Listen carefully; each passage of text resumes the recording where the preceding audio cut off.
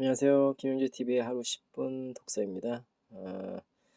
오늘은 군주의 거울 80페이지부터 읽겠습니다.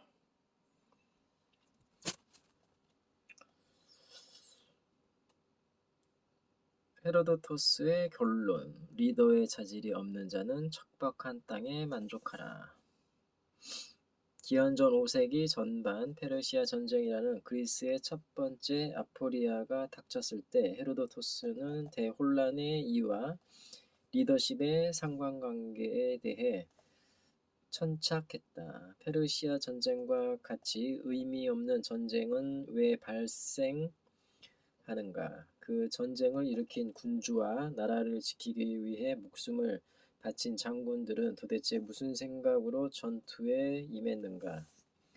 그들은 우리에게 어떤 모습을 보여주었는가? 헤로도토스는 역사를 통해 그 시대를 살았던 세 명의 리더인 크로이소스, 크세르크세스, 그리고 테미스토클레스를 주인공으로 제시했다.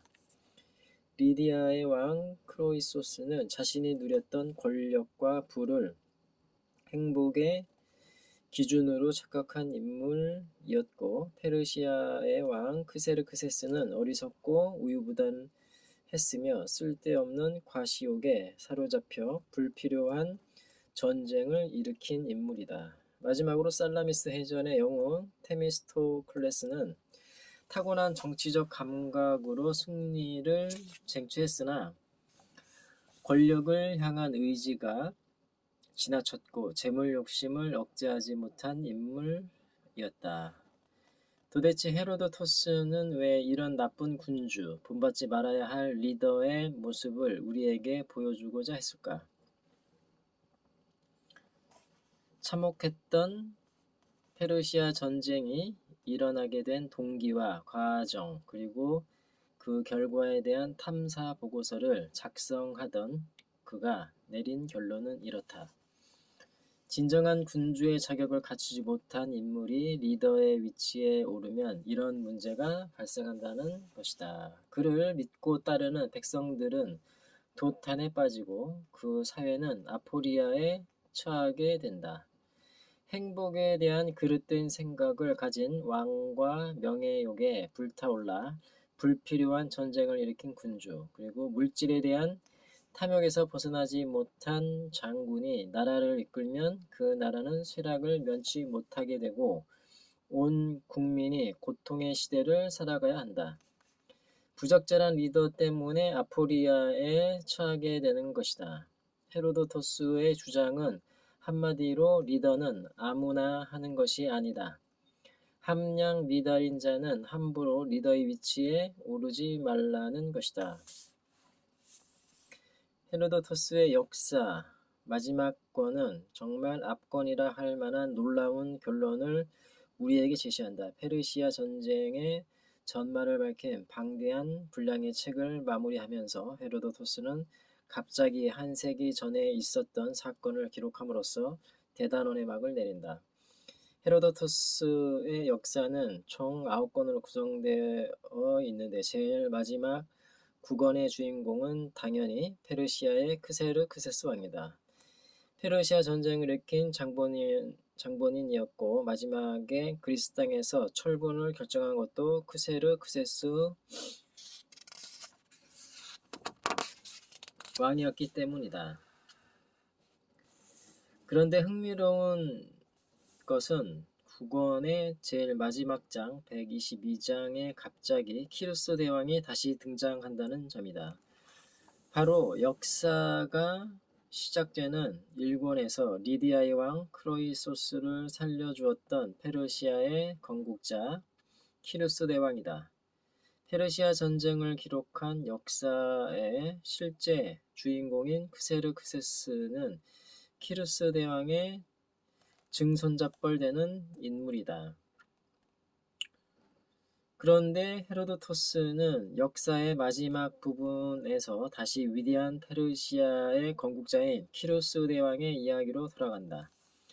내용은 이렇다. 키루스 대왕이 마침내 페르시아 제국을 기원전 550년에 건국하고 여러 나라를 차례로 정벌해 나가자 한 신하가 대왕 앞에 엎드려 제국의 확장이 필요하다는 간언을 올린다.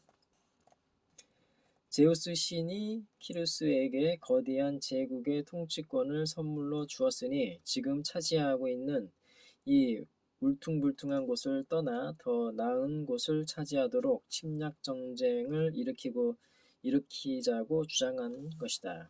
그 신하는 페르시아 제국의 지리적 확장을 주창하며 이렇게 목소리를 높였다.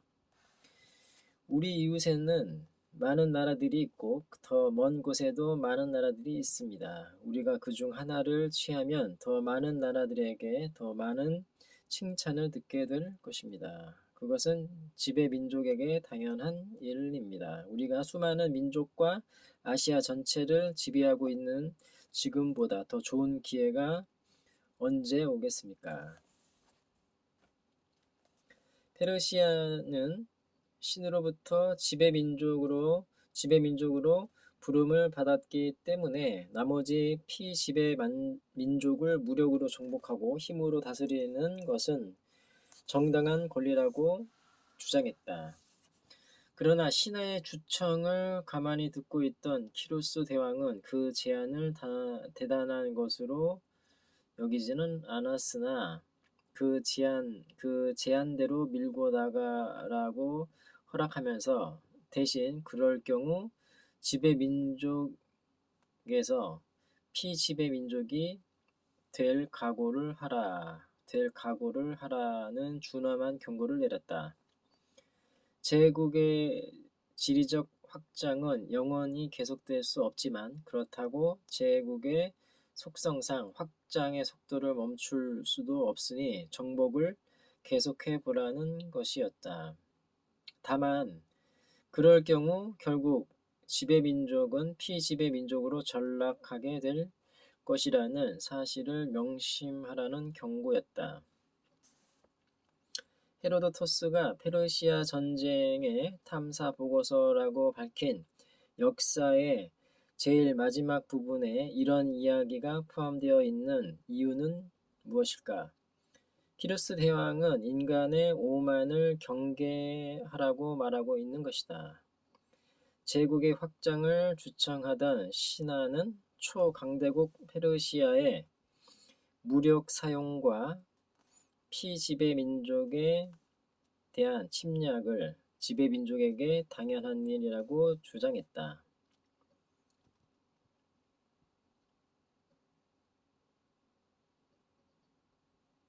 이런 오만이 페르시아 전쟁의 원인이 되었고 오만 때문에 페르시아는 그리스에 패전하고 말았다. 이것이 페르시아 전쟁의 원인에 대한 헤로도토스의 탐사 보고서가 내린 결론이다.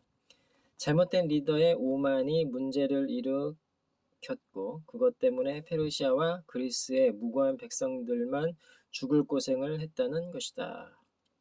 페르시아 전쟁이라는 그리스의 첫 번째 아포리아에 대한 탐사 보고서 역사는 다음 문장으로 끝이 난다.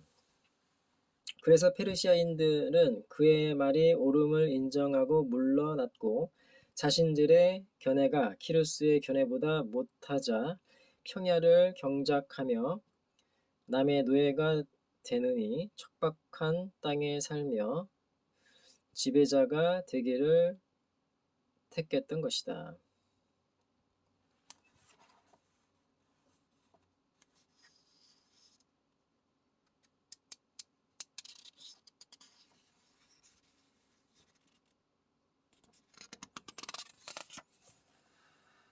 이것이 헤로도토스가 남긴 역사의 제일 마지막 문장이다. 제국의 끝없는 확장을 위해 자신의 오만함을 숨기지 않았던 페르시아인들은 결국 자신들보다 한 세기를 먼저 살았던 키루스 대왕의 성견 지명이 옳았음을 인정할 수밖에 없었으니 오만했던 리더의 잘못된 선택은 결국 실패로 끝이 나고 말았다는 뜻이다. 리디아의 왕 크로이소스, 페르시아 왕 크세르크세스, 그리고 아테네 영웅 테미스토클레스의 공통점은 바로 오만이다. 군주는 스스로 이 오만을 경계해야 한다. 제국의 권력과 황금의 쾌락이 주는 오만의 유혹을 멀리해야 한다. 이것이 우리가 헤로도토스의 역사라는 군주의 거울을 통해 배워야 할 교훈의 핵심이다. 우리나라 학계에서 고대 그리스 연구 분야를 이끌다 작고한 김진경 교수는 헤로도토스의 역사가 보여주었던 오만과 벌에 대해 명료한 해석을 내렸다. 1972년에 발표한 서양사론 제13호에 실린 글이다. 인간은 유한의 운명을 지닌 한낱 덧없는 존재에 불과하다. 그러나 때가 이르러 힘이 강대해지면 자신의 분수를 잊고 자기의 힘을 과신한 나머지 남을 경멸하고 신을 경시하기에 이른다. 이것이 히브리스, 오만이며 이윽고 신이 내리는 아태, 미망에 빠져 신이나 인간에 의해 집행되는 네메시스, 벌, 보복을 받아 야욕은 좌절되고 자신은 파멸한다. 네, 오늘은 여기까지 읽겠습니다. 감사합니다. 김용재 TV였습니다. 구독과 좋아요, 댓글까지 부탁드립니다. 감사합니다.